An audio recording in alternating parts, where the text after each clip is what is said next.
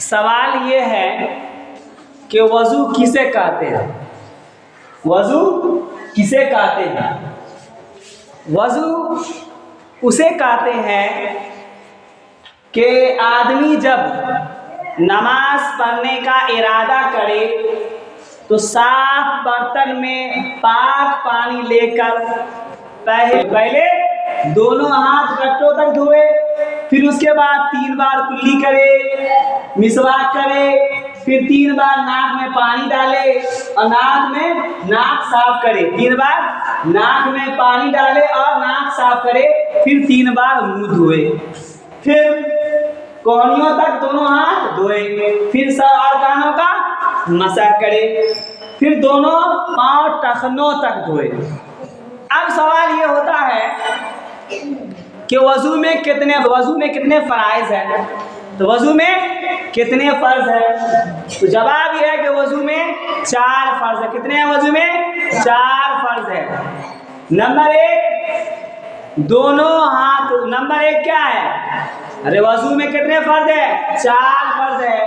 Number 1 चेहरे का धोना। नंबर 1 चेहरे का धोना। किस तरह धोना? कि चेहरे का धोना पेशानी के बालों से लेकर, नंबर 1 पेशानी के बालों से थोड़ी के नीचे तक, पेशानी के बालों से थोड़ी के नीचे तक, एक कान के लौ से दूसरे कान के लौ तक पूरे चेहरे का धोना क्या है? फर्ज है। दूसरा फर्ज क्या है? दोनों हाथ को कोहनियों समेत धोना। दोनों हाथ को कोहनियों समेत धोना। अब यहाँ समझ लेना है कि कोहनियों समेत धोने का मतलब ये है कि ये जो कोहनी है इसको यहाँ तक धोना है। ये नहीं कि इतना धो लिए तो वज़ू हमारी नहीं होगी। इसलिए वज़ू होने के लिए शर्त यह है कि यहाँ तक धोआ जाए। इसको कोहनियों समेत धोने के लिए कहा गया है, तो यहाँ तक धोआ जाए, यहाँ तक ना धोया जाए। यहाँ तक धोएंगे तो हमारी वज़ू नहीं होगी। तीसरा फर्ज ये है कि चौथाई सर का मसा करना। क्या है? चौथाई सर का मसा करना। और चौथा दोनों पांव टखनों समेत धोना। टखना किसे कहते हैं? ये जो पांव है यहाँ पे जो ये है, इसको निशान जो है इसको क्या कहते हैं? टखना कहते हैं। क्या कहते हैं? टखना कहते हैं। तो दोनों पांव टखनों समेत धोना। इसी तरह अगर हम लोग सवाल करें वज़ू में कितने सुन्नत है?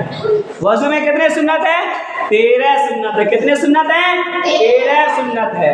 नंबर 1 वज़ू में 13 सुन्नत है। नंबर 1 नियत करना। नंबर 2 बिस्मिल्लाह पढ़ना। नंबर 3 पहले 3 बार दोनों हाथ गट्टों तक धोना। पहले 3 बार दोनों हाथ गट्टों तक धोना। नंबर 4 क्या है? मिसवाक करना। नंबर 5 3 बार कुल्ली करना। नंबर 6 3 बार नाक में पानी डालना। नंबर 7 दाढ़ी का खिलाल करना। नंबर 8 हाथ पाँव की उंगलियों का खिलाल करना। इस तरह नंबर 9 क्या है? हर उज़्व को, उज़्व कहते हैं, उज़्व आधा की उज़्व की जमा आधा है, यानी हर आधा को, हाथ पाँव मुंह कान को 3 बार धोना। हर उज़्व को 3 बार धोना। नंबर 10 है एक बार तमाम सर का मसा करना, यानी भीगा हुआ हाथ का फेरना। भीगा हुआ हाथ का फेरना। पूरे सर का मसा करना। फर्ज तो चौथाई सर का मसा करना। पूरे सर का मसा करना कि इस तरह ले लेना और इस तरह लेकर इस तरह करके उंगलियां, यानी कि कान का भी मसा हो जाएगा, सर का भी मसा हो जाएगा, गर्दन का भी मसा हो जाएगा। अगर इस तरह हम करेंगे, इस तरह ले लेंगे, फिर यहाँ कान इस तरह कान घुमा लेंगे, फिर ये बचेगा, इसको ऐसे करके फिर इससे गर्दन का भी मसा हो जाएगा। तो पूरे सर का मसा करना क्या है? सुन्नत है। और चौथाई सर का मसा करना फर्ज है। अब आगे नंबर 11 में दोनों कानों का मसा करना। दोनों कानों का भी मसा हो गया, जिस तरह हम बताए सर का मसा। नंबर 12 है तरतीब से वज़ू करना। तरतीब से वज़ू करना।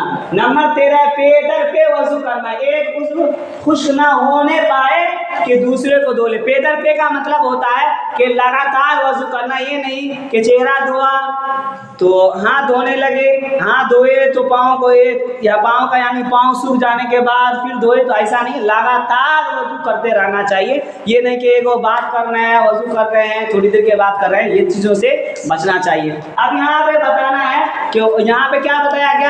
वज़ू किसे कहते हैं? वज़ू में कितने फ़र्ज़ है? वज़ू में सुन्नत कितने हैं। वजू में 4 फर्ज है, सुन्नत 13 है। ये चीज़ों को समझ गए।